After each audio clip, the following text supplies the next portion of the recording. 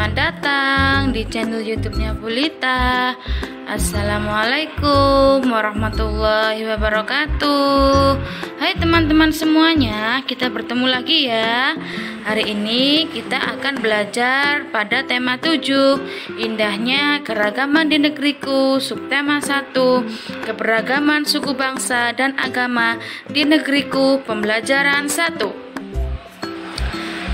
Teman-teman, sebelum kita belajar, jangan lupa berdoa terlebih dahulu ya, agar ilmu kita bermanfaat dan mendapat berkah. Amin.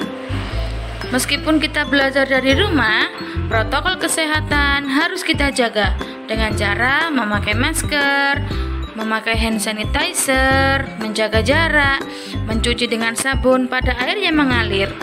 Sehat selalu ya teman-teman. Sebelum belajar, ikuti petunjuk ini ya. Berdoa terlebih dahulu, kerjakan setiap bagian sesuai dengan petunjuk yang diberikan. Silahkan bertanya kepada orang-orang yang di sekelilingmu, atau kamu juga bisa menghubungi guru, teman, saudara, atau orang-orang yang di sekitarmu. Selamat belajar teman-teman. Belajar dari rumah, aku bisa. Bangsa Indonesia terdiri atas banyak suku bangsa. Suku bangsa apakah itu? Mari kita baca bersama-sama. Suku bangsa di Indonesia. Sejak dahulu kala, bangsa Indonesia hidup dalam keberagaman. Kalimat Bhinneka Tunggal Ika pada lambang Garuda Pancasila bukan cuma slogan. Penduduk Indonesia terdiri atas beragam suku bangsa, agama, bahasa, adat, dan budaya, tetapi semua dapat hidup rukun berdampingan. Berdasarkan hasil sensus Badan Pusat Statistik atau BPS, pada tahun 2010, bangsa Indonesia terdiri atas 1.331 suku. Berdasarkan sensus itu pula, suku bangsa terbesar adalah suku Jawa yang meliputi 40,2% dari penduduk Indonesia. Suku Jawa ini merupakan gabungan dari suku-suku bangsa di Pulau Jawa, yaitu Jawa, Osing, Tengger, Samin, Bawean, Naga, dan suku-suku lainnya. Suku yang paling sedikit jumlahnya adalah suku Nias dengan jumlah 1.041.925 jiwa atau hanya 0,40% dari jumlah penduduk Indonesia. Namun, suku-suku Papua yang terdiri atas 466 suku jumlahnya hanya 2.693.630 jiwa atau 1,14% dari jumlah penduduk Indonesia. Sedangkan untuk etnis Tionghoa jumlahnya 2.832.510 jiwa atau 1,2% dari penduduk Indonesia. Nah teman-teman, ini adalah contoh suku-suku yang ada di Indonesia. Nah, kalian bisa menebak tidak ini dari suku apa ya? Ini adalah suku Dani dari Papua. Selanjutnya, kalian pernah melihat gambar ini teman-teman? Ini adalah suku Tengger dari Jawa Timur. Nah, untuk selanjutnya adalah suku Nias yang berasal dari Sumatera. Teman-teman, dari bacaan yang sudah kita baca tadi, ada beberapa kata sulit yang tidak bisa kita mengerti bersama-sama. Ini adalah contoh kata sulit tersebut teman-teman. Kita baca bersama-sama ya.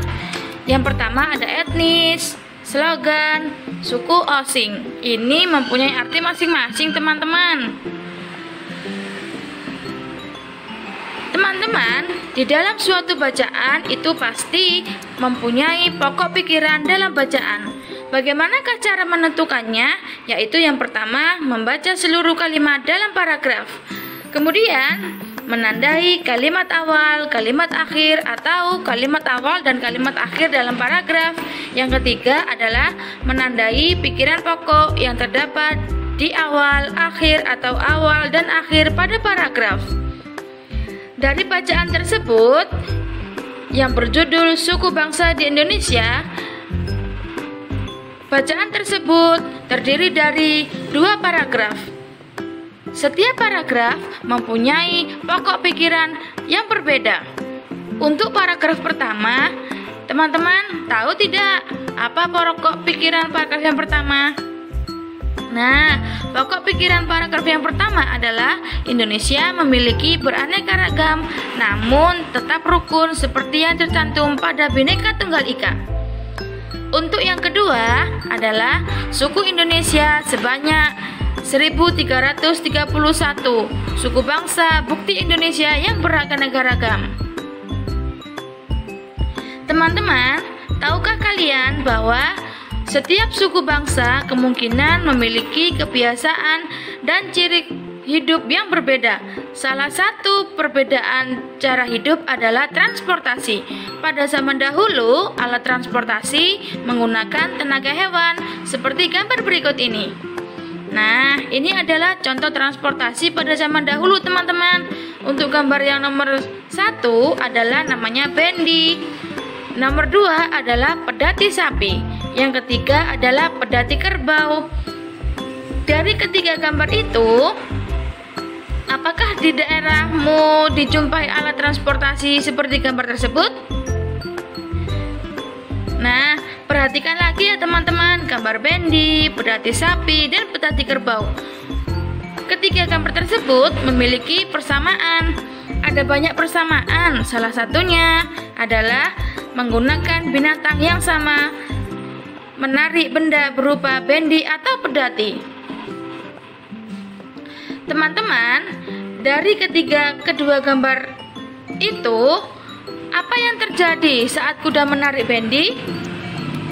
Yang terjadi adalah bendi akan bergerak mengikuti arah kuda saat terjadi gerakan menarik dari kuda. Apa yang terjadi saat kerbau atau kuda itu menarik pedati? Yang terjadi adalah pedati akan bergerak sesuai arah kerbau atau kuda saat ditarik. Nah, teman-teman, semuanya itu dilakukan aktivitas manusia. Coba sekarang kita lakukan kegiatan berikut ini ya. Nomor 1, dorong meja belajarmu pelan-pelan hingga bergeser sedikit lalu tarik lagi. Yang kedua, angkat tas sekolahmu lalu letakkan lagi ke posisi semula. Yang ketiga, ambil selembar kertas tak terpakai lalu lipat atau remaslah kertas tersebut.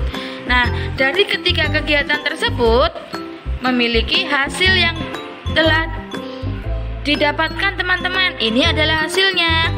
Kita baca sama-sama ya. Nah, tahukah kamu teman-teman, aktivitas yang telah kamu lakukan terhadap meja, tas sekolah, dan kertas itu disebut dengan gaya. Apa itu gaya, teman-teman? Apa itu gaya? Gaya adalah dorongan atau tarikan yang dapat menyebabkan benda bergerak atau berubah bentuk. Coba kita perhatikan tabel berikut ini teman-teman. Nah, ini adalah semuanya yang disebut dengan gaya. Benda yang diam akan menjadi bergerak. Gambar yang nomor 1 adalah gambar apa teman-teman? Oke, itu adalah gambar mobil didorong. Kemudian gambar yang nomor 2 adalah lampu yang menyala. Yang nomor 3 adalah paku yang menempel pada magnet. Yang keempat adalah pohon buah yang jatuh dari pohonnya. Kemudian yang terakhir adalah kursi yang didorong oleh anak laki-laki. Nah, semuanya itu disebut dengan gaya teman-teman. Gaya tersebut memiliki gaya yang berbeda-beda. Ada gaya otot, gaya listrik, magnet, gravitasi, dan gesek. Tahukah teman-teman bahwa gaya mempunyai banyak jenis sesuai dengan sumber yang melakukan gaya. Macam-macam gaya antara lain ada gaya otot, gaya listrik, gaya magnet, gaya gravitasi, dan gesek. Coba kita perhatikan lagi. Nah, ini adalah beberapa contoh gaya yang telah dilakukan oleh manusia. Yang pertama adalah gambar pemain tarik tambang yang menggunakan gaya otot. Yang kedua ada pengrajin gerabah. Yang ketiga ada seorang ibu yang menggendong anaknya. Yang keempat ada pedati yang ditarik oleh kerbau. Semua itu disebut dengan gaya. Gaya keempat gambar ini adalah menggunakan gaya otot. Nah, teman-teman, kamu tadi telah mengetahui salah satu jenis gaya, yaitu gaya otot. Salah satu contoh penggunaan gaya otot yaitu pada pembuatan gerabah. Tahukah kamu bahwa seni membuat gerabah tersebar di Indonesia? Nah, ini adalah salah satu jenis gerabah yang tersebar di Indonesia. Kita baca sama-sama ya teman-teman. Seni gerabah di Indonesia.